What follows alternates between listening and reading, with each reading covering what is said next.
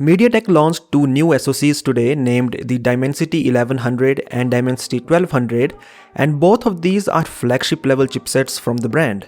The Dimensity 1200 seems like MediaTek's reply to the Snapdragon 870 that was recently announced by Qualcomm. Well, now Realme has officially announced that it would be one of the first smartphone brands to launch a phone powered by the Dimensity 1200 chipset. The CEO of Realme India tweeted that this phone will come under the X series, and if some sources are to be believed, this phone will be named the Realme X9 Pro. Now the name is not yet confirmed, but Realme has given us a glimpse of this phone, and one of the highlights of this is going to be the ultra sleek design. According to Frandroid, the Realme X9 Pro has a 6.4-inch Full HD Plus AMOLED panel and 120Hz refresh rate.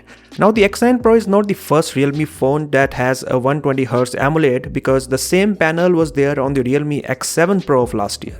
Speaking of the cameras, there is a primary 108 megapixel camera on the back, and this makes the X9 Pro first Realme smartphone with a 108 megapixel sensor. This camera is paired with two 13 megapixel cameras, so these are most likely ultra wide and telephoto cameras.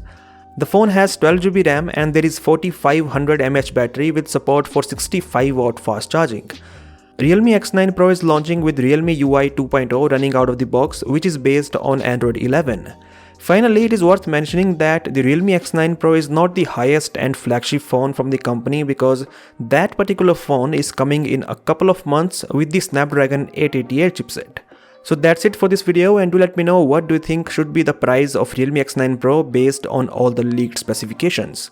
As always, I'll catch you in the next one.